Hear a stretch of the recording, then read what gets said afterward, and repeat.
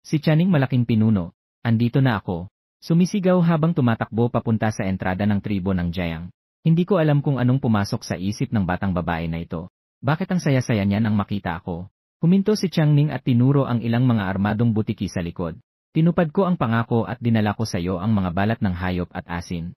Kasabay nito, nais ko sanang magtanong muli sa iyo. Saan nang galing ang grupong iyon doon? Ano bang nagawa ko sa inyo? Kahit ang balat ng tao ay kinuha na sa kanya. Sinumbong ko kay Channing ang mga kasamaan ng tribo ng manggagal. Dahil lamang sa ilang balat ng hayop at asin. Hindi pa ako nakapagsalita ng may maliwanag na boses. Ninakaw nila ang aming sagradong apoy. Pero kalaunan ay tinuruan kami ng malaking pinuno kung paano mag-apoy. Ang paraan ng paggawa ng apoy. Maaari mo ba akong turuan? Habang nagsasalita si Channing, mabilis siyang tumawag sa mga tao sa likod. Tumingin sa mga bungkos ng balat ng hayop. Ipinakita na nito ang sapat na kabaitan at katapatan. Nang maisip ito, ninichan ko at tumango. Sumama ka sa akin. Ngunit biglang sumigaw ang mandirigma sa likod ni Channing. Hindi rin pwede si Yema. Nandito kami para humingi ng payo. Huwag sanang magkamali ng pagkakaintindi ang iba. Hindi na nagsalita ang taong iyon. Lumiko si Channing at pumasok sa tribo ng Jiang. Paglampas sa pader ng proteksyon, agad siyang nabigla sa tanawin sa harap niya. Ang pader ng proteksyon ay umabot na sa 2 metro ang taas. 2 hukay na puno ng malamig na tubig. Sa harap ng bahay na gawa sa nipa ay may mga hindi pamilyar na mga kagamitang gawa sa kahoy. Mas ikinagulat niya na may isang bagay na 2 metro ang taas. Isang bagay na katulad ng mataas na pader. Mula sa kabila ng pader, narinig niya ang magulong sigaw ng mga baboy ramo sa loob. Batay sa tunog, ang mga baboy ramo ay tiyak na umabot sa mahigit 50 piraso. Malinaw sa kanyang alaala na wala pang ganito noong huli siyang dumating. Tinawag ko si Zia na tahimik na nandyan sa malapit. Turuan mo ang nakatatandang ito kung paano mag-apoy. Lumiko si Zia at tumakbo para kumuha ng tuyong sanga. May mga nabubulok na kahoy at balahibo ng hayop. Nakatingin si Channing nang walang kagalaw-galaw sa bawat hakbang ni Zia. Pagkaraan ng ilang sandali, naubos na ang aso ng balahibo. Isang apoy ang biglang sumiklab. Ganito lang kasimple. Nakanganga si Channing sa gulat. Pagkatapos, kinuha niya ang tuyong sanga at nabubulok na kahoy upang magsimula ng apoy. Kung walang abala, nagtagumpay din siyang makabuga ng apoy. Hindi niya kailanman naisip na ganito lang kasimple ang magpasiklab ng apoy. Muli akong humihiling sa ngalan ng aming tribong Bluebird na sumali kayo sa amin. Sa inyong katalinuhan, iminungkahi ko sa aking ama na kayo ang maging propeta ng aming malaking tribo ng Bluebird. Sa malaking alyansa ng mga tribo, pinuno, leader, propeta, ang mga ritual at iba pa ay may tiyak na mga tungkulin. Ang katayuan ng propeta sa isang tribo ay labis na nakataas. Hindi siya pinapangalagaan ng sinuman. Ngunit tumatanggap siya ng pinakamataas na benepisyo mula sa tribo. Tumingin si Channing sa akin na puno ng pag-asa. Ngunit ako'y ngumiti at umiling lamang. Sinubukan ni Channing na magsalita. Ang mga tao ng aming tribong Bluebird ay hindi na nag-aalala tungkol sa pagkain. Ang ginagawa bawat araw ay wala ng iba kundi ang magalaga ng mga hayop. Ang Kinyao tribe ay hindi lamang kasing laki ng ilang dosenang mga Jiang clan. Nais pang makumbinsi ni Channing. Ngunit noong nilaglag ko ang aking kamay. Kung wala ka ng ibang bagay na dapat ipagawa, maaari ka nang umalis. Medyo namula ang makinis na mukha ni Channing. Kung ang sinabi ko ay nakasasakit sa'yo, pakiusap na patawarin mo ako. Matapos ang ilang sandali, siya ay yumuko at nagbigay galang. Hindi ko alam kung ang bagay na ito na nag-iimbak ng tubig ay matutulungan akong matuto. Ang Kinyao tribe ay isang malaking tribo. Kahit na ang pagkain ay hindi isang problema. Ngunit ang pag-inom ng tubig ay isang pangunahing isyu para sa tribo. Tumango ako. Ito ay tinatawag na balon. Kung ito ay hinukay ng mas malalim, maaari itong magbigay ng tubig. Ang tubig ay dapat mas malinis kaysa sa tubig ng ilog. Pagkatapos ay sinabi ko kay Channing kung paano maghanap ng lokasyon at kung paano maghukay ng balon. Dumating siya dito upang magtanong sa akin tungkol sa mga sandata. Ngunit hindi siya nag-expect na makakakuha ng ganitong hindi inaasahang kasanayan. Sana ay makasali siya sa aking Kinyao tribe. Walang magawa si Channing kundi tanggapin ang mas mababang opsyon. Para sa paggawa ng mga sandata, maaari mo ba akong turuan? Mabilis na sinabi ni Channing. Bibigyan kita ng 100 lata ng asin. Pinaikot ko ang aking kamay. Hayaan mong isipin ko kung anong sandata ang ituturo ko sa'yo. Mabilis na tumahimik si Channing. Talagang ako'y nag-iisip. Pero hindi tungkol sa anong sandata ang ituturo, kundi kung gaano karami ang dapat ituro. Sige, yun na lang ay arko at palaso. Para dito, tinawag ko si Lihu at Mingguang. Hayaan silang manatili sa tabi at manood. Dahil ang arko at palaso na ituturo ko ay ang pinakasimple. Sa hinaharap, ito rin ang pinakamaraming gagamitin sa tribo. Isinasaalang-alang ang nararamdaman ni Channing. Pinaalam ko rin kay Lihu na papasukin ang 2 tao mula sa Kinyao tribo. Kung hindi, baka sila'y mag-alala para sa kaligtasan ni Channing. Baka magkaroon ng hindi magandang pangyayari. Pinapunta ko si Mingguang sa hilagang bundok upang kumuha ng ilang itim na kawayan.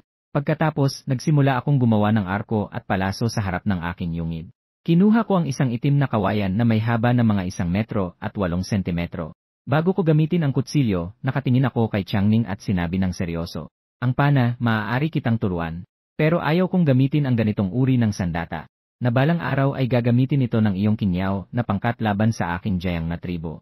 Kung maaari mong garantiyahan na ang pana sa hinaharap ay hindi nakatutok sa aking Jiang, maaari kitang turuan. Ang mga tao sa paligid ay nakaramdam ng aking biglang pagiging seryoso. Ang bawat isa ay walang ihing nangahas. Lalo na sina Lihu at Mingguang.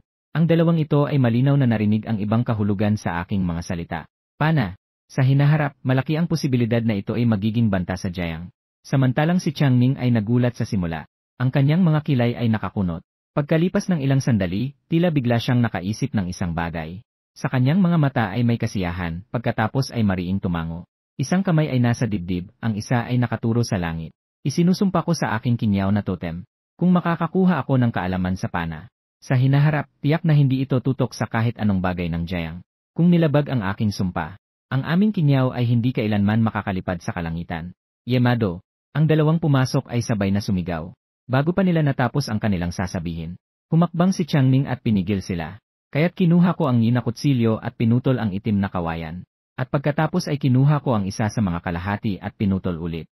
Nakuha ko ang isang piraso ng kawayan at pinakinis ito. Pinagawa ko kay Lihu na magpalabas ng apoy ng mabilis. Kinuha ko ang piraso ng kawayan at inihain ito sa apoy. Pinakalambot ang piraso ng kawayan. Pagkatapos, piniga ko ang piraso ng kawayan sa lupa gamit ang dalawang kamay. Matapos ang maraming ulit, matagumpay kong nalukot ang isang dulo ng piraso ng kawayan. Sumunod, pinakalambot at nilukot ko rin ang kabilang dulo ng piraso ng kawayan. Sa huli, ginamitan ko ang magkabilang dulo ng piraso ng kawayan. Ikino ang mga buto ng hayop upang itali at itaguyod ito. Matapos gawin ang lahat ng ito, saka ako pumalakpak at pinayagan ang lahat na kumain muna. Ganito na ba ang pagkagawa ng pana? Naguluhan si Qiangning. Maliwanag na hindi niya nakita na ganito, na ang bagay na ito ay maaaring maging bahagi ng armas.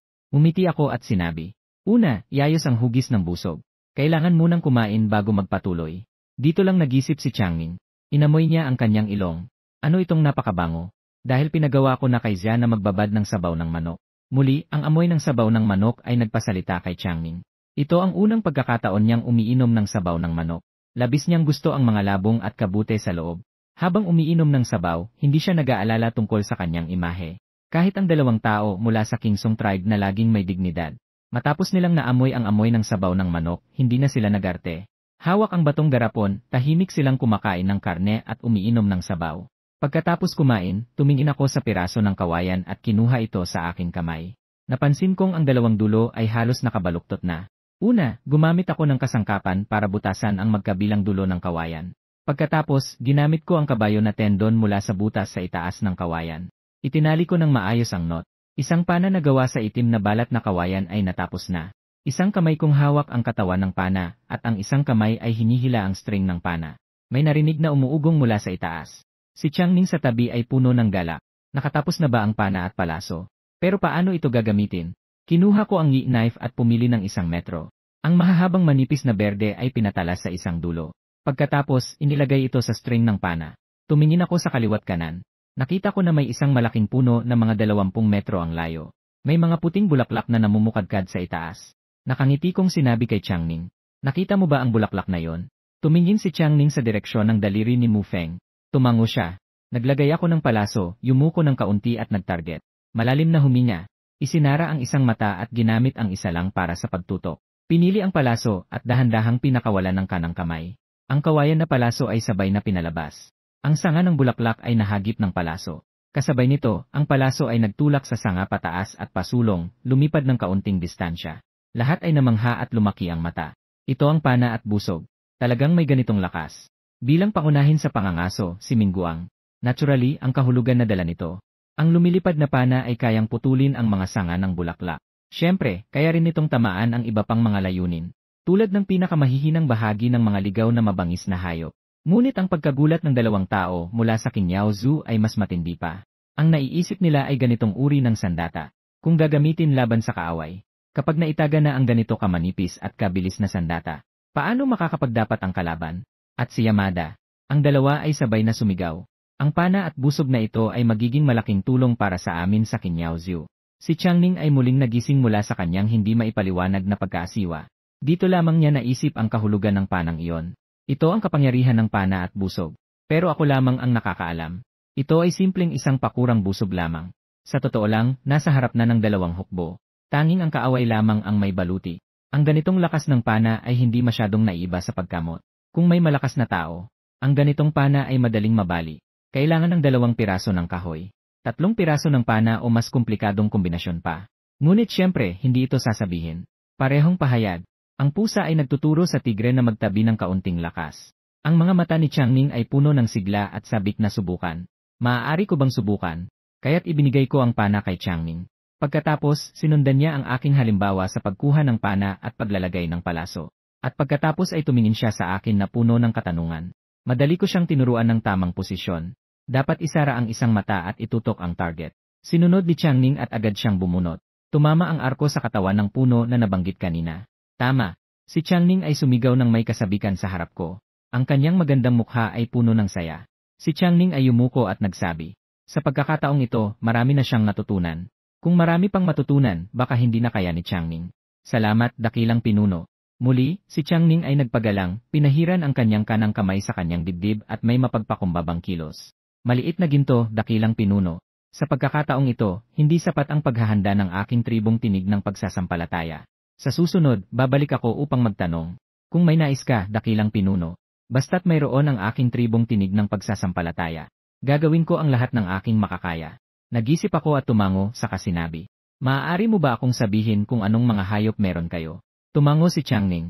Ang mga hayop na inaalagaan ng aking tribong Jiang ay may mga tupa-antlered deer at scimitar-horned na mga baka. Nagliwanag ang aking mga mata. Kung maaari, magdala ka sa susunod ng mga balahibo para sa aming tribo. Asin, baka, at mga usa ay sapat na. Agad na pumayag si Changning. Pagkatapos ay tumingin siya sa akin ng mabuti. Kasama ang dalawa, umalis siya patungo sa tribong Jiang. Pinanood ko si Changning na umalis. Noong panahong iyon ay tumingin ako kay Lihu at Mingguang. Subukan inyong dalawa kung makagawa kayo ng mga pana. Kapag nagawa na, ituturo sa iba. Kung may makatagpo ng malalakas, sabihan niyo ako. Ang ganitong pana ay hindi angkop. Kailangan ng mas komplikadong gawin. Naguluhan si Mingguang. Hindi ba't sinabi mo na ang pana at palaso ay ganito lamang? Umiling ako at mumiti. Iyan ay dahil si Changning ay isang dayuhan. Ang itinuro sa kanya ay ang pinakamasimpleng paraan ng paggawa ng pana at palaso. Nagulat ang dalawa. At may mga pagbabago pang kailangang gawin sa tribo ngayon. Makinig kayo, may sasabihin ako. Ang dalawa ay may seryosong ekspresyon. Mangyaring gabayan kami, dakilang pinuno. Kumaway ako at sinabi. Ang mga batuhing sisidlan na ginagamit ng tribo ngayon. Ang na kanin ay masyadong magulo at mabigat. Ang pinakamahalaga ay mahirap din itong gawin. Gusto kong gumawa ng isang mas magaan. Sisitidlan para sa paglalagyan ng mga bagay. Kailangan ko ng ilang lupa para sa paggawa ng mga palayo. Ang mga lupang ito ay medyo espesyal. Kailangan ay buhangin mula sa tabi ng ilog. O mula sa putik ng tabi ng lawa. Kinabukasan ng umaga. Bitbit ko ang pana at may hawak na piko. Kasama ang 10 tao. Sumunod kay Mingguang palabas ng tribo papuntang Timog Silangan. Ayon kay Mingguang, maraming mga ligaw na lobo at oso sa gubat na yon. Sa kabutihang palad, hindi kami nakatagpo. Tumingin ako sa putik sa tabi ng ilog. Ito ay itim at abuhing pinaghalo-halong putik. Nang gumamit ako ng pala at hinukay ito ng 2 hanggang 30 sentimetro ang lalim. Ang itim na putik ay unti-unting naging malambot na itim at dilaw na putik. Kahit sa pinakamalalim na bahagi ng mga 30 sentimetro, wala nang itim at abuhing kulay kundi dilaw na. Naisip ko kung makakahanap ba ako ng ilang natipong lupa mula sa ilog. Pero hindi ko inasahan na makatagpo ng dilaw na luwad dito. Ang dilaw na luwad ay maaaring gawing itim na banga. Ang material ay matibay, walang glaze ngunit itim na kikinang. Hawak ko ang luwad sa isang kamay habang nagsasalita sa lahat. Kaya't agad na kinuha ng lahat ang lupa at dinala pabalik dahil ito ay kapakipakinabang. Kaya't si Mingguang ang nanguna, bawat isa ay may hawak na buto na kutsilyo at nagsimula na maghukay. Pagkatapos ay inilagay nila ang mga dala nilang balat ng hayop sa mga supot. Pagkatapos ay tumayo at bumalik. Isang grupo ang dahan-dahang bumalik sa dati nilang daan-dala ang dilaw na luwad. Si Mingguang na naglalakad sa unahan ng grupo. Bigla siyang huminto at inutos sa lahat na huwag gumalaw. Pagkatapos, dahan-dahang naupo ang lahat. Biglang may narinig na ingay sa paligid. Malinaw na may isang bagay na tumatakbo sa mga damo. Nang mga sandaling iyon, lumingon si Laihu sa isang direksyon. Tahimik niyang inilipat ang mga damo sa harapan. Tumingin sa butas na kanyang ginawa. Sa isang sulyap, ang lahat ay naguluhan. Dahil sa hindi kalayuan mula sa butas na yon, isang malaking python na nakataas ang ulo. Parang isang yate na mabilis na gumagalaw sa damuhan, kahit na may kaunting distansya. Kung gayon, ang ahas na ito ay marahil ay hindi bababa sa 6 o 7 metro. Titanic Python. Ang unang salitang pumasok sa isip ko ay ito. Pagkatapos makita ang napakalaking ulo ng ahas, lahat ay natigil at hindi makagalaw. Kahit ang kamay ni Mingguang na humahaplos sa mga damo ay nanatiling nakabitin. Natatakot na baka isang pagkakamali ay magpagalaw sa malaking nilalang na ito. Malinaw na ang ahas ay may sariling biktima na dapat habulin. Ilang saglit lang ay nawala ito, kaya't nakahinga ang lahat ng maluwag. Ang lahat ay mahinang bumulong habang inaalalayan ang dilaw na luwad at nagpatuloy sa paglalakad. Ngunit hindi pa sila nakakalayo. Si Mingguang ay agad na nagwagayway ng kamay na may hindi magandang anyo at muling huminto. Bumalik na naman ang ahas. Agad akong nagbigay ng senyales sa lahat na magsama-sama. Ibinaba ang dilaw na luwad sa likod. Kinuha muli ang pangsaksak na kawayan at umupo nang nakalapat ang likod. Tunay nga, pagkatapos ng ilang paghinga, muling narinig ang mga kaluskos sa damuhan. Kasabay ng tunog ay ang mahina at pumuputok na tunog. Muli, inabot ni Mingguang ang mga damo. Mula sa malayo, nakita ang ulo ng ahas na lumabas. Ngunit sa likuran nito, paminsan-minsan ay may ilang anino ng kulay abo na tumatalon. Tumingin ako sa direksyon ng pagtakbo ng higanting ahas at ng kawan ng mga lobo. Sa katunayan, ito mismo ang nasa harap ng daan na kanilang binabalikan. Sa isang iglap, ilang anino ng kulay abo ang lumitaw sa mga damo na tulad ng kidlat. Sabay-sabay silang sumugod patungo sa higanting ahas. Ang distansya ng kawan ng mga lobo sa higanting ahas ay hindi higit sa 30 metro. Ang ahas ay gumulong at hindi pa nakatayo. Mahigit sa 11 mga kulayabong lobo ang parang mga balang. Sabay-sabay silang sumugod sa katawan ng ahas. Pagkatapos ay narinig ang mga malalim na ungol. Maliwanag na nagtagumpay ang kawan ng mga lobo. Ilang beses na lumaban ang ahas ngunit hindi siya nagtagumpay. Unti-unting nalunod siya sa mga kagat ng kawan ng mga lobo roon. Isang amoy ng dugo na nakakabuwal sa tiyan ang sumama sa hangin. Walang sinuman sa mga miyembro ng angkan ng Jayang ang nangahas na gumalaw. Wala na talagang mas magandang paraan kundi ang umupo na lamang sa lugar at huwag kumilos. Ngunit sa pagkakataong ito, may isang miyembro ng tribo na hindi sinasadyang kumilos. Agad na may narinig na tunog mula sa mga damo sa paligid. Dito, agad na napansin ng grupo ng mga lobo ang kakaibang galaw.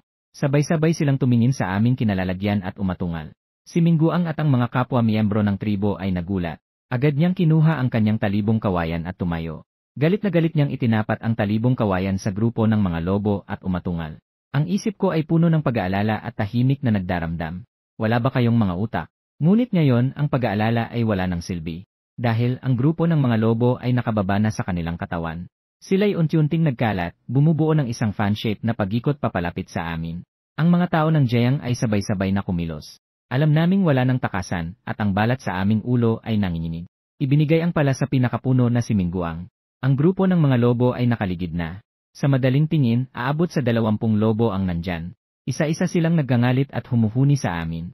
Punyeta, hindi ako magpapakilala dito ngayon, di ba? Sa loob-loob ko'y iniisip. Sabay-sabay akong kumuha ng pana at nagtali ng palaso sa likod. Kapag inatake tayo ng mga lobo mamaya, huwag magulo. Itutok ang kawayan sa mata ng lobo. Tumama ng stick sa ilong ng lobo.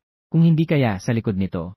Ang pinakamalaking lobo sa harap na ito ay malinaw na ang hari ng mga lobo. Dahil mas malaki at mas malakas ito. Umungol ako ng tahimik. Ang pinakamalaking hari ng lobo sa harapan. Ito ang unang gagalaw mamaya. Mingguang, gamitin mo ang pala upang hagupitin ang ilong nito. Kayong dalawa, gamitin ang kawayan. Tandaan, kahit hindi natin mapatay ang hari ng lobo mamaya. Kahit ito ay masaktan, huwag umalis sa paligid ng tao. Pangalagaan ang bilog na ito. Hindi pa natatapos ang kanyang sinasabi. Talagang umuungal ang Wolf King at tumalon patungo sa amin. Naghanda si Mingguang at hinugot ang panday ng bakal upang itapat ito sa ilong nito. Kasabay nito, sabay na naglabas ng baril ang 2 tao sa tabi niya. Ang 2 pang pangitaas ng Wolf King ay eksaktong humadlang sa panday ng bakal ni Mingguang. Ang 2 bala ay nagkamali sa pag-atake sa Wolf King habang ito ay tumalikod. Mabuti na lang at si Mingguang ay nagtagumpay na patumbahin ang Wolf King sa lupa. Ang Wolf King ay naglabas ng isang malalim na ungol. Ang 3 lobo sa tabi ay mabilis na tumakbo patungo sa amin. Napansin ko na ang Wolf King ay nagrolling lamang pagkatapos nitong bumagsak. Nakasandal ito sa tabi, nakababa ang ulo at nakatingin ng pahilis sa kanila. Ngayon, lahat ng kanyang tingin ay nakatuon kay Mingguang. Dahil sa laban kanina. Maliwanag na si Mingguang ang pinakabanta para dito. Sinamantala ko ang pagkakataon at hinawakan ng mahigpit ang katawan ng pana upang mas higpitan. Isang napakamiserableng sigaw ang umusbong. Ang Wolf King na patuloy na nakatitig kay Mingguang ay biglang rumesbak sa lupa. Agad ding nagulo ang kawan ng mga wolf. Ang ungol ng Wolf King ay agad na nagdulot sa kanila ng kawalang tiwala. Awang-awang na umatras sila. Pagkatapos, tumalon ako palabas ng bilog. Kinabig ko ang pala mula sa kamay ni Mingguang. Kaagad akong nag-swing ng pala ng pahalang. Tumama ito sa ilong ng Wolf King na nanginginig sa lupa. Narinig ang tunog ng pagkaputol ng buto. At saka, ang ungol ng Wolf King ay biglang huminto. Nang tiningnan muli ng lahat, ang Wolf King ay hindi na tumitigil sa pagugoy sa lupa. Ang kanyang labi ay puno ng dugo at malinaw na hindi na siya makakaligtas. Ang mga wolf na nasugatan kay Sie ay nagwala at muling umatake. Kabilang dito, may ilang wolves na muling tumalon ng mataas. Sila'y tumatalon patungo sa akin at kay Mingguang sa likod ko. Nagroll ako sa lupa. Itinaas ko ang pala at pinaalis ang isang wolf. Pagkatapos ay nag-extend ako ng isang kamay. Humawak ako ng dugo sa tabi ng lupang hari na nakahandusay at nagtatrabaho. Nagiwan ako ng 5 pulang fingerprint sa aking mukha. Agad akong umiwas at humarap sa mga ligaw na lobo na nagmamasid. Sumigaw ako ng malakas. Nang makita ito ng mga lobo, natakot sila at tumakbo. Pagkatapos ay umupo ako sa lupa. Mula sa paghagis ng palaso kanina hanggang sa pagpapaalis sa mga lobo. Bagaman napakaikli ng oras. Pero umatras ako ng malaking bahagi ng aking lakas. Noon lamang napansin ni Mingguang ang lupang hari na aking pinatay. Sa kanyang kaliwang mata, may isang putol na kawayan na palaso at patuloy ang pagdaloy ng dugo. Siya ay pilit na humihila ng kawayan na palaso. Sa kabilang kamay, may hawak siyang buto ng kutsilyo at sanay na sanay sa pagalis ng buto. Sabay niyang sinabi, "Mahal na pinuno, ang galing-galing ninyo sa pagbaril ng palaso. Bakit mo ito itinuturo sa batang babae ng Kinyaw clan? Kung sakaling sumalakay din ang kanyang tribo." Tumawa ako nang walang magawa. Kung hindi ko siya tuturuan kung saan nagmumula ang asin at balahibo ng kanilang tribo. At siya rin ay nanumpa na sa pananampalatayan sa totem.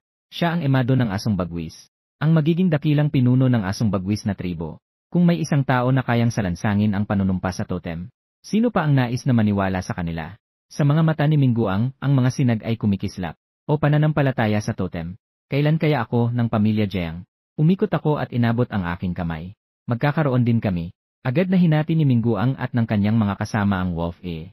Ang balat at laman ng python ay nahati at nakalagay sa mga sako.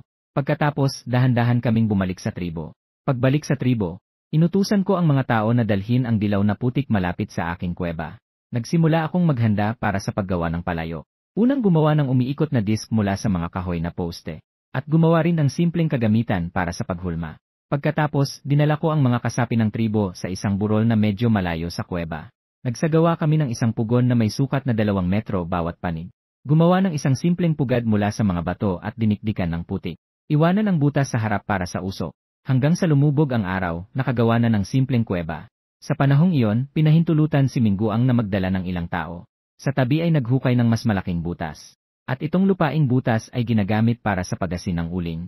Ipinakita ko lang kung paano gumawa ng unang batch ng uling. Ang mga susunod na piraso ng kahoy ay ibinigay kay Mingguang at sa kanila. Kinabukasan, maaga akong bumangon. Nagluto ako ng mga itlog at nagtagal bago ko ito nakain. Pagkatapos magawa ang mga palayok, itinapon na ang mga batong sisidlan.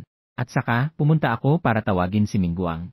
Tinawag din si Lihu at iba pang mga tao gaya ni Zia. Nang dumating ang ilang tao sa kuweba, isa-isa silang naghintay sa akin.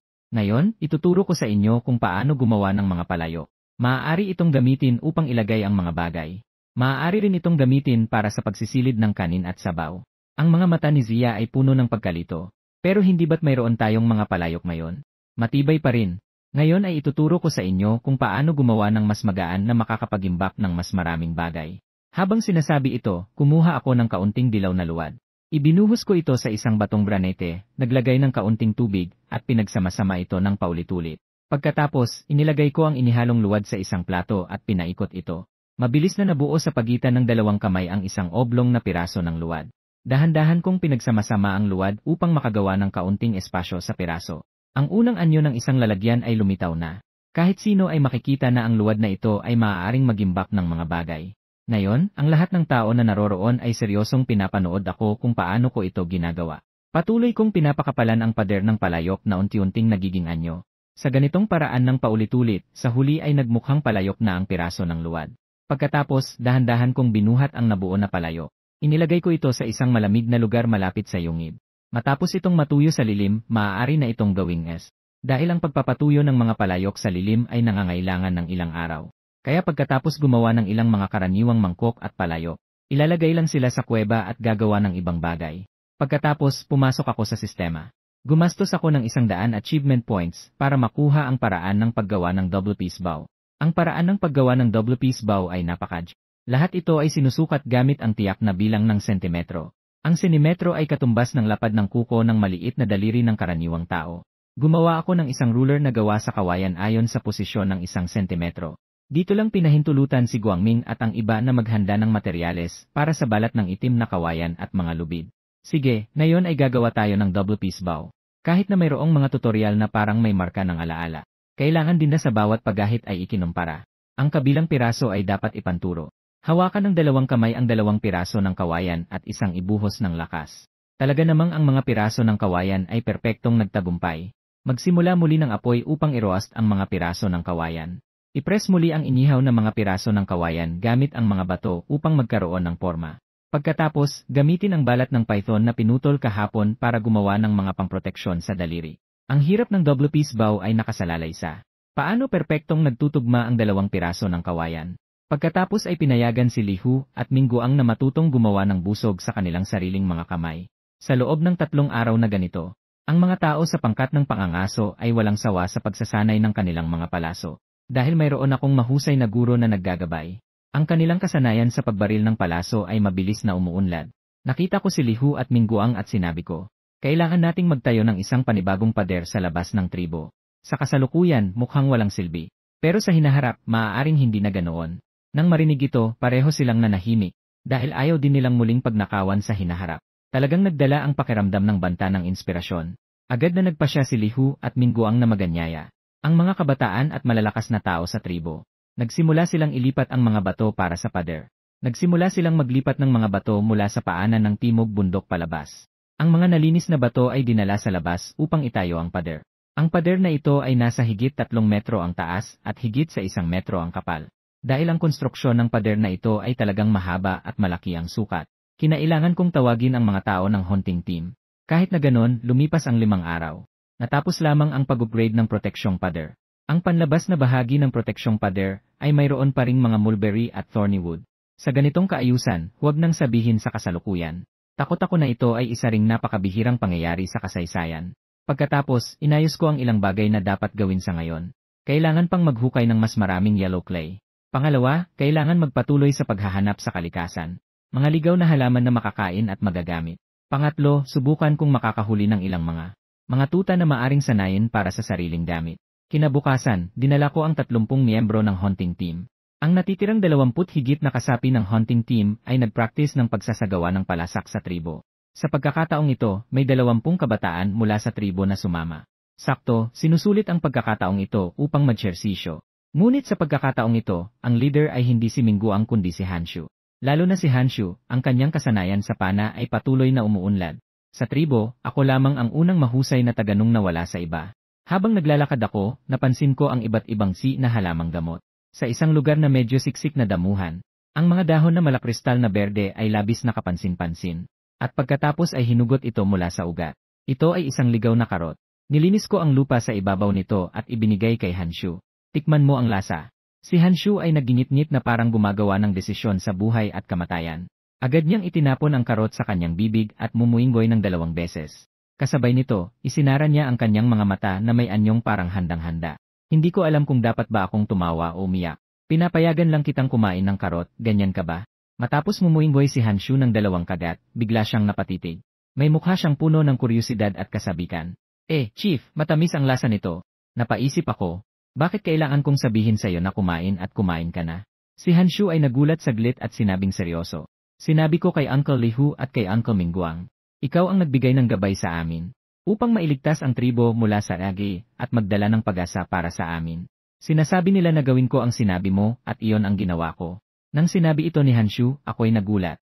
Sa hindi maipaliwanag na dahilan, ako'y nagpakita ng katapatan. Alam ko nang mahalaga ang paggawa ng mga seryosong bagay. Ihukay ang lahat ng mga karot mula sa ugat. Dapat itong ilipat para itanim sa loob ng tribo. Dahil ang mga karot ay maaaring itanim sa buong taon. Maaari itong magsilbing gulay na pangmatagalan para sa tribo. Lalo na, ang mga karot ay mayaman sa nutrisyon. Mas mataas pa ito kumpara sa iba pang karaniwang gulay. Matapos hukayin ang mga karot, dinala ko ang grupo sa tabi ng ilog. Sa karanasan mula sa nakaraan, lahat ay diretsong nagsimula sa paghuhukay.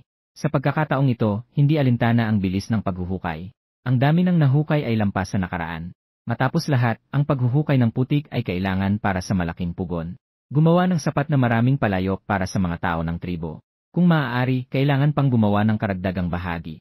Sa susunod na pagkakataon na dumating si Changning, maaari siyang magdala ng mga palayok para makipagpalitan kay Changning.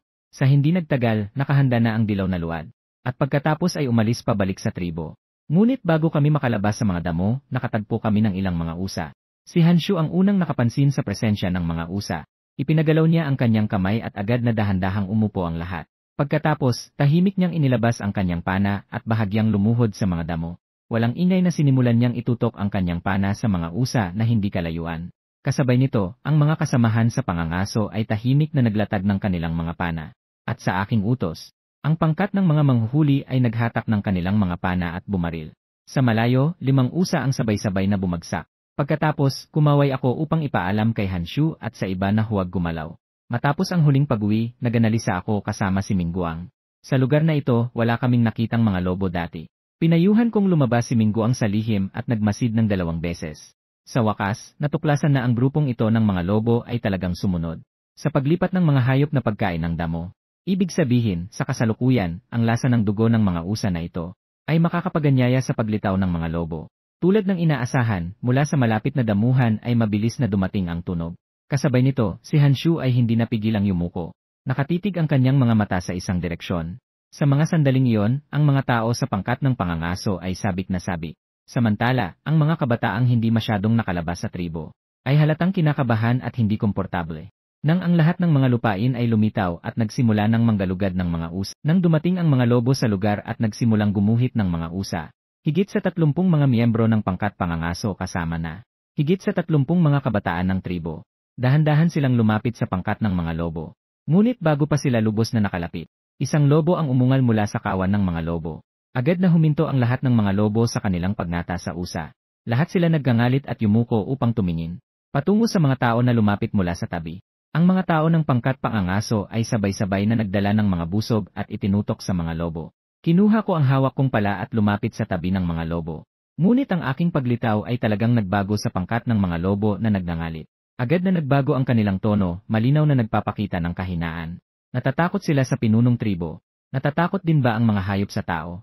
Lahat ay nagulat na nakatingin sa akin. Kaya pala, alam din niyo ang takot. Madali na lang ito. Pagkatapos, inisip ko ng mabuti ang tungkol sa pangunahing pagsasanay sa pag-aalaga ng hayop. Tungkol sa mga tawag ng uling sa pakikipag-usap. Sinubukan kong tumawag at ang ibig sabihin ay, sino sa inyo ang leader, lumabas at magsalita? Talagang may isang asong lobo na kulay abo na lumapit mula sa grupo ng mga lobo.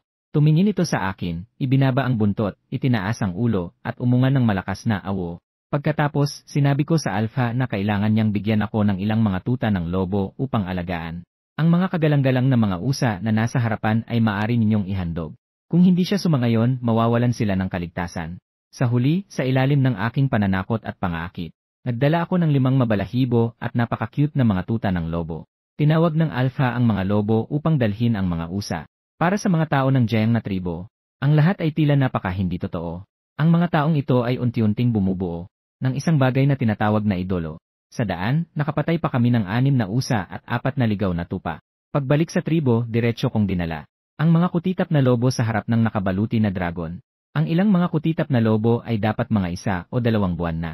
At mukhang cute na mabangis pa. Basta't itaas ko lang ang kamay, agad na naggangalit ang kutitap na lobo. Na tila handang umatake at nakakagat. Ang ganitong lobo ay kapag natami, napakataas ng kanilang kakayahang makipaglaban. At kung bakit ko sila dinala sa harap ng nakabaluti na dragon, ay upang sa pamamagitan ng amoy ng nakabaluti na dragon, ay upang maibaba ang tindi ng mga kutitap na lobo. Upang maiwasan silang maging masyadong mayabang. Ngunit hindi ko inaasahan na kahit naharapin ang napakalaking nakabaluti na dragon, ang 5 kutitap na lobo ay wala ni katiting na takot. Nagtipon-tipon sila at umangal sa nakabaluti na dragon. Ang pinaka-nakakatawa ay ang isang medyo mas malaking kutitap na lobo, na talagang matapang na lumapit at naggangalit sa nakabaluti na dragon. Ang itsura ay parang sinasabi nitong lumapit ka. Ang nakabaluti na dragon ay tamad na tumingin sa ilang mga maliit na wall. Pagkatapos ay walang pakialam na nakadapa sa lupa at ninunguya ang damo sa kanyang harapan. Paghamak, walang ibang pakialam kay Sira. Kaya't nakahanap ako kay Hanshu at kinuhanan siya ng malaking piraso ng karne ng usa. Umuwi ako, pinutol ito sa maliliit na piraso at inilagay sa batong sisidlan. Doon, gamit ang pangbayo na buto, paulit-ulit ko itong dinurog. Pagkatapos, piniga ko ang giniling na karne sa mga maliliit na bola at ibinigay ito sa mga maliit na wolf.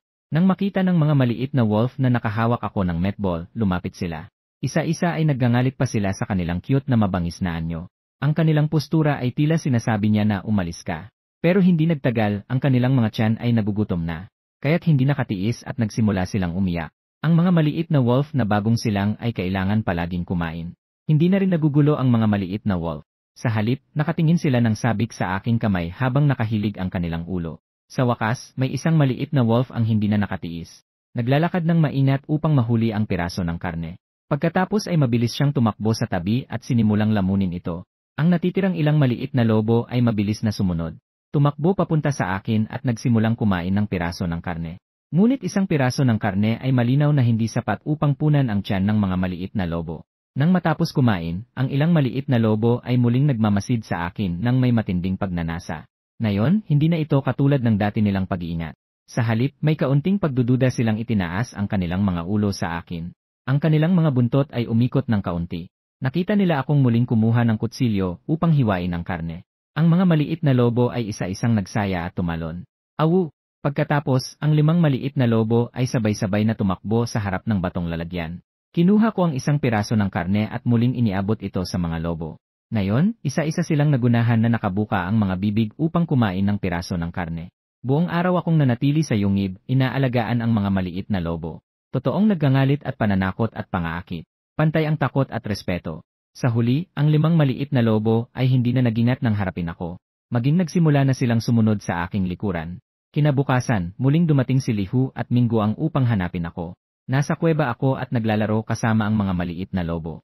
Ang dalawa ay halatang nagulat at ang kanilang ekspresyon ay nagbago mula sa pagkabigla sa saya.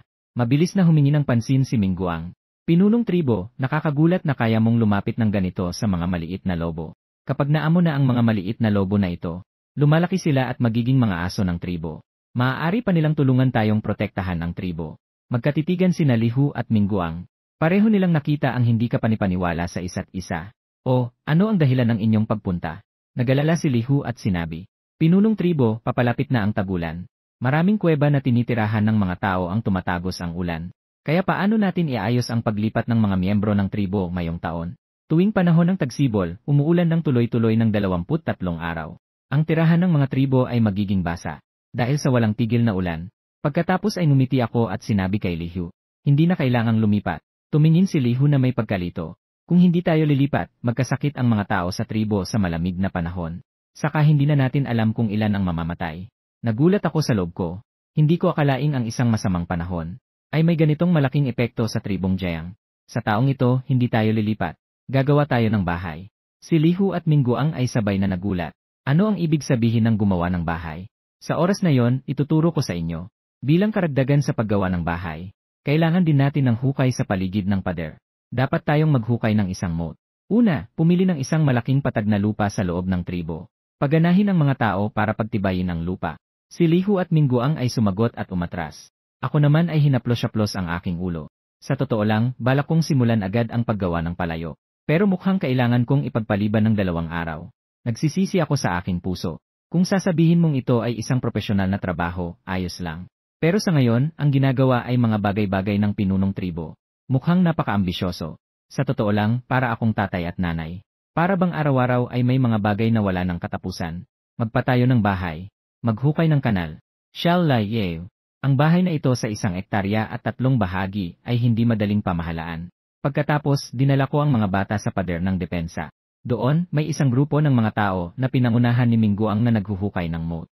Matapos kong ibigay ang mga bagay na dapat bantayan, nagtuloy ako sa pundasyon. Si Lihu ay kasama ang isang grupo ng mga tao na nagbubuhat ng pundasyon doon. Pero ang paraan ng pagkompaksyon ng lupa ay nakakatawa at nakakaiyak para sa akin. Ang bawat isa sa mga tao sa tribo ay may dalang malaking bato, itinaas at ibinabagsak ito. Ang lupa ay naging punong-puno ng mga butas. Nang mapansin na nandito na ako, si Lihu ay tumakbo mula sa malayo. Nagsalita ako ng may ngiti. Pumunta ka sa labas ng tribo at maghanap ng isang puno na kayang yakapin ng 2 tao. Tumango si Lihu ng mabigat. Agad akong hahanap ng tao para gawin ito.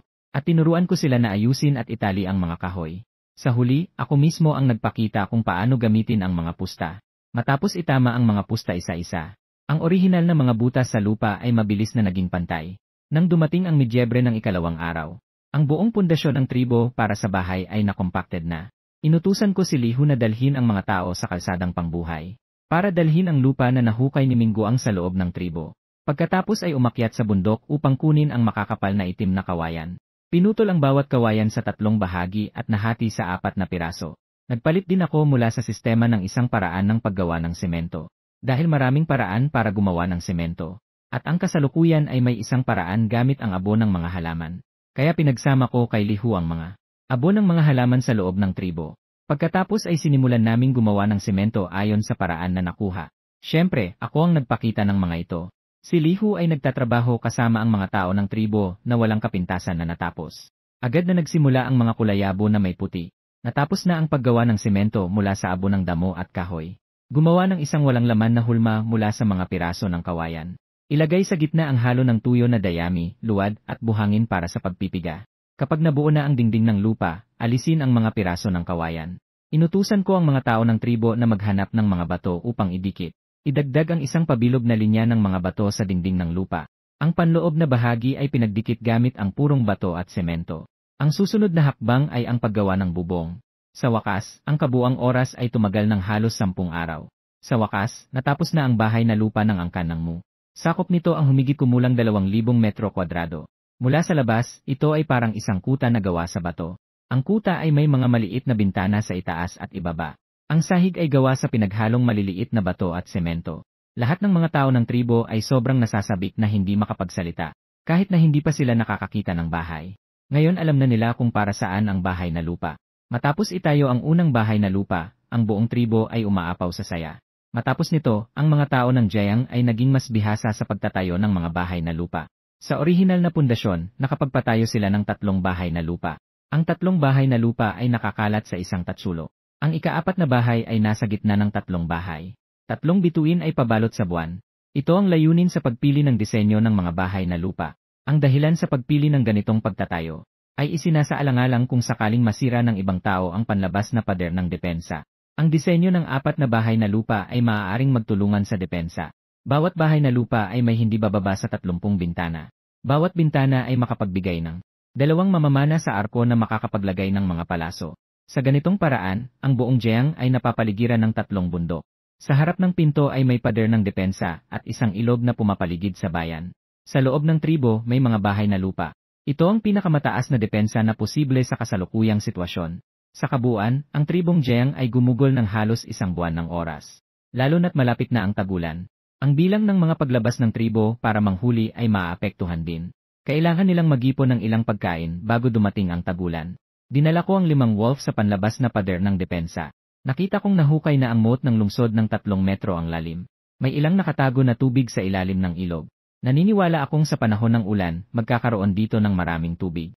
Kung hindi natin gagamitin ang ganitong kahabang moat, tila sayang naman. Nag-isip ako ng mabuti. May naisip na ako. Maraming isda sa Lake Long Dragon. Dapat tayong manghuli ng ilang isda bago matunaw ang yelo sa ibabaw ng lawa. Gagawin na lang nating parang natural na fish pond ito. Kapag walang magawa, makakabalik tayo para manghuli ng isda. Para sa mga liham at iba pa. Perpekto. Hindi ko napigilan ang ngumiti. Parang masarap din ang mga ganitong araw. Dinala ko ang ilang wolf para hanapin si Hanshu. At sinabi ko ang tungkol sa pag-aalaga ng isda sa moat. Ito ay tiyak na nagbago ng pananaw ni Hanshu. Pumayag si Hanshu. Pero kung gamit ang panghuli ng isda, walang buhay na isda. Umiti ako at umiling. Pumunta ka muna kay Lihu para humingi ng ilang lambat na gawa sa mga balat ng hayop. Pumunta ka sa takdang oras ng hapon.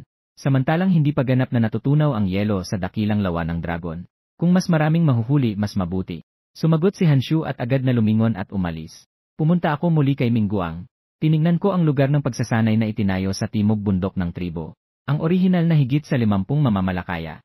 At kasama ang bagong dagdag na mga 20, lahat sila ay nakatuon sa pagsasanay.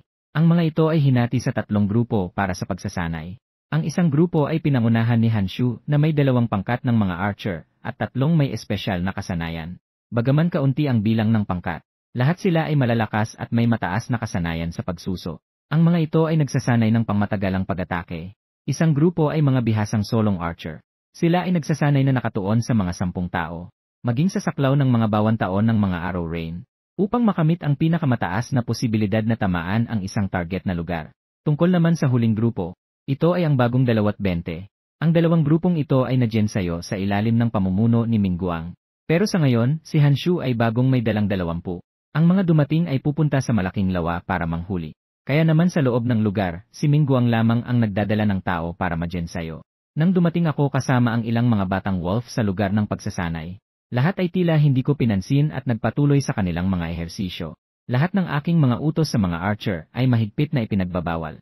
Ito rin ang dahilan kung bakit hindi ako huminto pagkatapos kong dumating. Tinawag ko sila.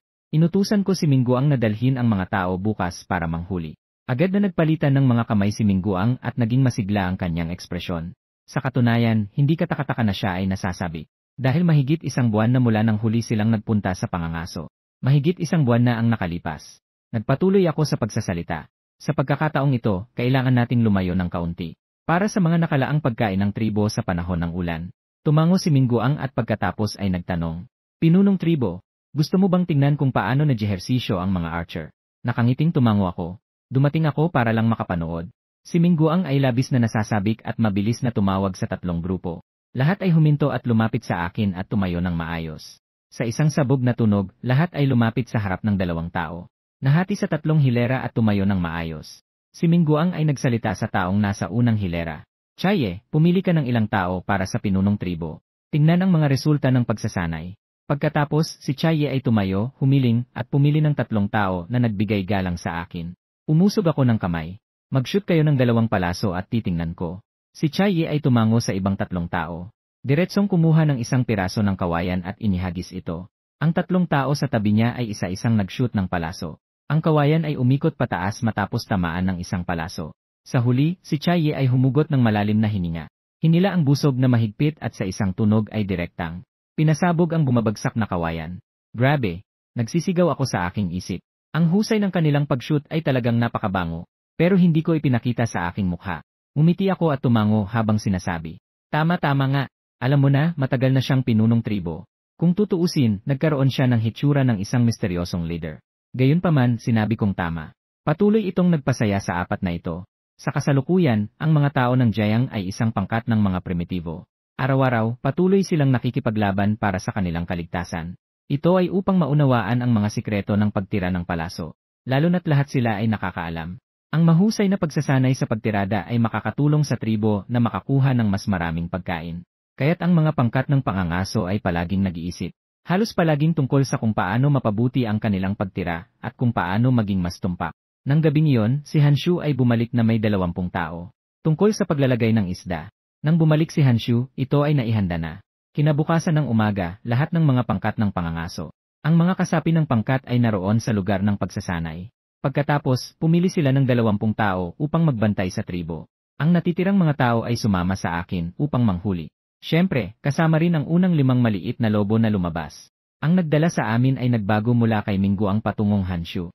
Nang ang 5 maliit na lobo ay bagong lumabas mula sa tribo. Patuloy silang masayang tumatakbo sa paligid. Ngunit kalaunan, napansin ng 5 maliit na lobo na may kakaiba. Isa-isa silang naging alerto.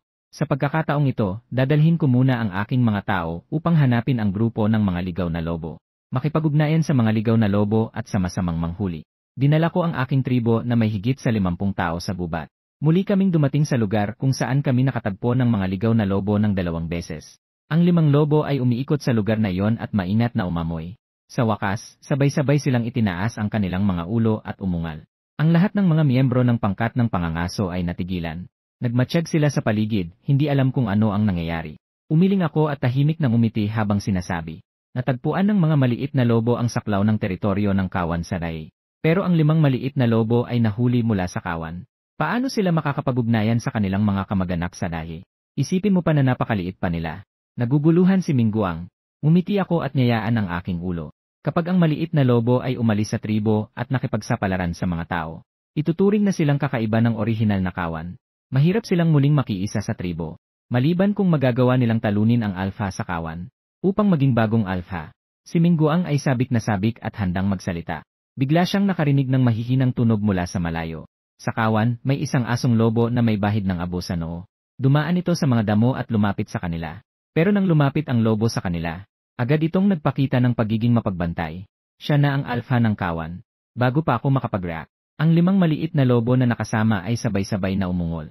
Lumapit sa malapit sa alpha at naggangalit na hinarap ito. Ang mga lobo ay sabay-sabay na naguluhan.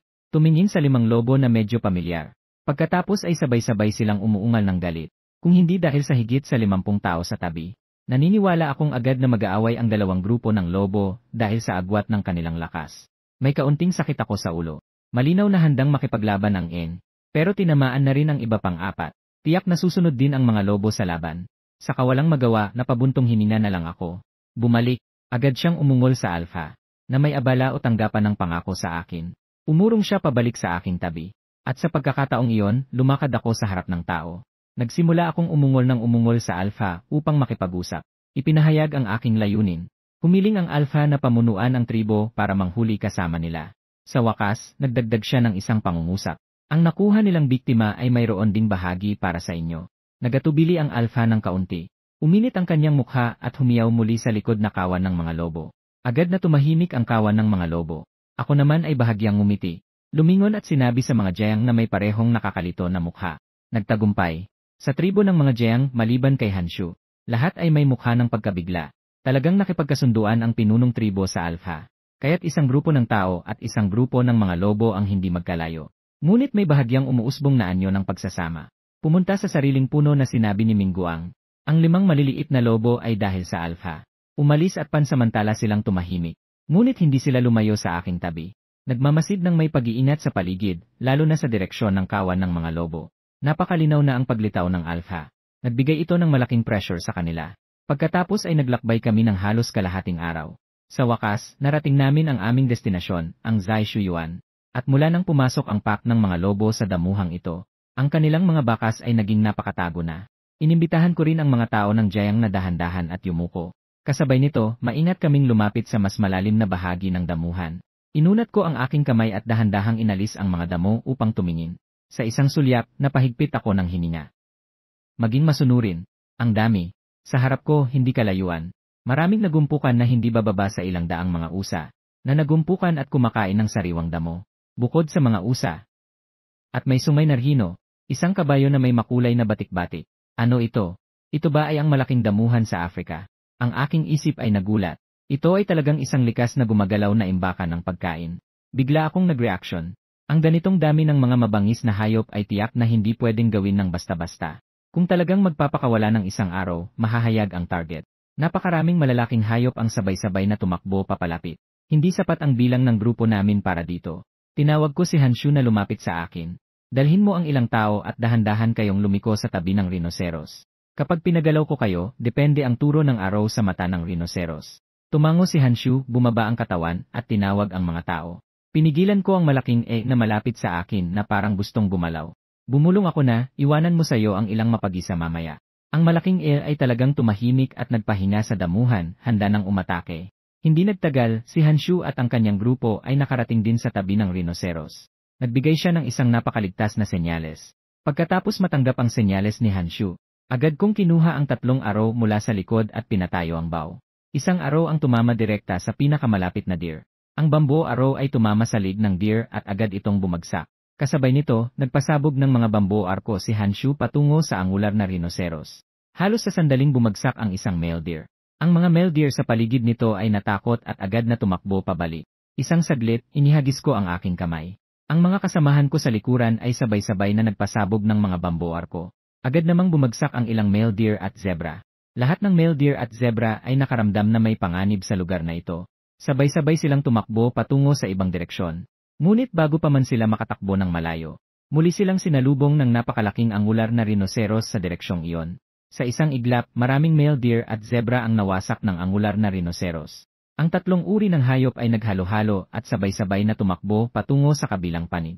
Ang panig na iyon ay eksaktong direksyon ng kawan ng mga lobo. Sa loob ng wala pang 10 segundo, kung hayaan natin na magtagumpay ang mga hayop na ito sa kanilang pagsasanib, malapit nang mapahamak ang kawan ng mga lupain. Isang malakas na ungol ang narinig at ito'y tumalon ng mataas mula sa kinatatayuan. Tumalon ito at sumugod sa mga usa na mabilis nang lumalapit sa kanila. Kasabay ng kanyang malakas na ungol, ang kawan ng mga lobo sa likuran ay sabay-sabay ring umatake. Umaatungal sila habang sumusugod sa mga usa. Sa isang malupit na salakay, napabagsak ang mahigit 10 usa. Ang usa na nangunguna ay dali-daling umatras. Ngunit ito'y tinamaan ng zebra at ng sungay na usa, hindi makagalaw. Sa isang saglit, maraming mabangis na hayop ang nadaganan at nahulog. Mas lalong nagulo ang sitwasyon. Sa panahong ito, ang mga tao ng Jiang ay tumayo ng sabay-sabay. Ang kanilang mga kamay ay punong-puno ng mga hinilang pana at sabay-sabay na naglabas ng mga kawayan na palaso. Sa oras na yon, iba't ibang ungol ng mga mabangis na hayop ay naririnig na nagsusulputan. Habang pinagmamasdan ang mga hayop na nag-iisa sa lupa at nahihirapan. Pagkatapos, iniharap ko ang aking kamay at pinahinto ang lahat. Pinabayaan ang mga hayop na makatakas. Dahil sapat na ang bilang. Kahit patayin pa kami, hindi pa rin namin mauubos. Sa pagkakataong ito, nakapatay kami ng 6 na rinoceros. 2 may batik na hayop. 85 mga usa. Tumingin ako sa paligid sa mga nakahandang biktima at tumingin sa alpha. Sa huli, nakipagkasunduan ang magkabilang panig na bawat wolf ay makakakuha ng isa. Kabuang 27 usa ang ibibigay sa wolf pack. Sa oras na yon, biglang may mga sigaw na narinig mula sa hindi kalayuan. At pagkatapos ay may mga batong kasing laki ng kamao. Ang mga bato ay lumipad patungo sa amin. May kalaban. Protektahan ang pinunong tribo. Si Mingguang ay sumigaw ng malakas. Umalis ako sa daan ng bato. Tumingin ako sa direksyon. Sa hindi kalayuan, may 100 o 200 tao na nagtatapon ng mga bato sa amin. Mabilis, ilang miyembro ng tribo ang tinamaan ng mga bato. Nagsisigaw sila sa sakit, ngunit wala namang panganib sa kanilang buhay. Ang alpha kasama ang kanyang mga wolf ay abala sa pagdadala ng mga biktima. Nakatanggap din sila ng walang pinipiling atake ng mga bato. Naggangalit na handang sumugod. Umalis kayo dyan. Ang mga biktimang ito ay sa amin na. May isang tao sa taong sumugod na humiyaw. Oh, tama. Gusto pa nilang agawin ang nasa kamay. Sumigaw ako ng galit. Bumaril ng mga palaso. Lahat ng mga tao ng Jiang ay sabay-sabay na nagigting ng kanilang mga pana. Agad silang bumaril. Ang mga tao sa kabila ay hindi pa nakakareact. Kaya't tinamaan ng mga kawayan na palaso ang mahigit 30 tao. Agad silang nakiiyak. Wala silang nakitang pana noon. Nakita lamang nila ang mga manipis na kawayan na mabilis na lumilipad. Sa isang iglap, pinagsakitan ang mahigit 30 tao. Ang nangunguna, na malinaw na isang manghuhuli, ay natataranta. Mabilis, umalis na. Mayroon silang mahika. Bago siya nakareact, sabay na umusok sina Mingguang at Hanshu. Huwag silang palayain. Ang mga tao ng tribo ay sabay-sabay na humugot ng pana at bumunot muli. Muling bumagsak ang mahigit 20 tao sa kabila. At sa oras na ito, ang mga lobo na tinamaan ng mga bato ay naggangalit din na sumugod patungo sa grupong ito. Bago pa man sumugod ang kawan ng mga lobo, muling naglabas ng pangatlong salvo ng mga palaso ang mga tribo. Kahit nahanda na ang kontra sa pagkakataong ito, bumagsak pa rin ang humigit kumulang 20 tao. Ang tatlong salvo ng mga palaso ay hindi umabot ng 15 segundo. Kalahati na ng mga tao sa kabilang pangkat ng mga mangangaso ay bumagsak na. Hindi pa ito tapos. Ang mga naggangalit na lobo ay umuungal at sumugod patungo sa kanila. Sa isang iglap, ang kawan ng mga lobo ay pumatay at nasugatan ang ilan sa kanila. Pagkatapos, sa aking utos, nagmadali ang mga tao ng tribo na may dalang mga kawayan. Ang natitira na hindi pa nasugatan ay napabagsak. Pinilit ng mga tao ng tribo at ng kawan ng mga lobo na magsama-sama. Lalo na ang nangungunang mga ngaso. Sa oras na ito, ang nangungunang mga ngaso ay mahigpit na kinakagat ng alpha sa kanyang binti habang umaagos ang dugo. Kung hindi ko siya pinigilan sa pamamagitan ng aking kamay, tiyak na siya ay mamamatay na. Nakakunot ang aking noo, lumapit ako sa kanya at nagtanong, "Anong tribo kayo?" Ang namumuno sa mga ngaso ay malinaw na nakabawi ng buhay. Hindi pa niya naunawaan ang sitwasyon at nagalit. "Ako ay mula sa tribong Huangfeng. Sobrang naghanap kayo ng kapahamakan sa pag-atake sa amin. Dumating dito sa at alam lang na ang Jiang ay isang maliit na tribo. Maliban sa paminsang pakikipagkalakalan sa Manglong tribe. Sa pakikipagpalitan ng balahibo para sa asin. Napakakaunti ng aming ugnayan sa ibang mga tribo. Ang aming tribo ay may higit sa 1,000 tao. Mayroon na kaming sariling mga mandirigma. Kung kayo'y tatangkang umatake sa amin, siguradong kapahamakan ang kahaharapin nyo." Siya ay nagbigay ng banta. Higit sa 1,000 tao. Tumingin ako ng diretsyo kay Mingguang. Mamatay na lang. Si Mingguang ay natahimik ng saglit. Tapos ay nagiba ang kanyang mukha. Isang baril ang tumama at pumatay sa namumuno sa mga ngaso. Sa puntong iyon, tumango ako at lumingon sa lahat. "Tandaan nyo, ang sinumang mang-atake sa aming Jiang ay tiyak na mamamatay." Sa sandaling ito, sabay-sabay na itinaas ng mga tribo ang kanilang mga kawayan at inihampas ito sa langit. At tila ang kawan ng mga lobo ay nahawa din. Sa paunguna ng alpha, sabay-sabay silang umatungal sa langit. Pagkatapos ay inutusan ang mga natitirang tao ng dakilang hangin. Naitali sila gamit ang mga balat ng hayop, upang dalhin ang mga hayop na nahuli namin. Nag-isip ako saglit at umungal. At muling nakipag-usap sa alpha. Kung makikipagtulungan ka sa akin, hahanapin pa kita sa hinaharap. Lahat ng mga nahuling hayop ay ibabahagi sa inyo. At sa pagkakataong ito, dagdagan ko pa ng 10 hayop para sa inyo. Kung sakaling may ibang tao na dumating sa ating tribo, kailangan mong ipaalam sa iyong mga kasama na ipaalam ito sa akin. Agad na pumayag ang alpha. Dito ko lamang nakuha ang aking ngiti. Pinahintulutan ni Mingguang ang lahat ng nahuling hayop na dalhin ng mga alipin. At tumulong din sa lobo na grupo na kumuha ng bahagi. Hindi na unawaan ni Mingguang. Anong mga alipin? Itinuro ko ang mga bihag at sinabi. Sa hinaharap, sinuman na mahuhuli ng tribo, ay itali gamit ang mga balat ng hayop. Tinatawag silang mga alipin kasi hindi sila katulad natin. Paulit-ulit na sinabi ni Mingguang habang tumatawa at tumatango. At sa wakas, ang grupo ay nakabalik sa paligid ng tribo ng Jiang. Ngayon, matapos ang paghihiwalay, ang Alpha ay nagdala ng kanyang tribo sa malapit sa pamilya Jiang upang muling pumili ng isang bagong tirahan sa lugar.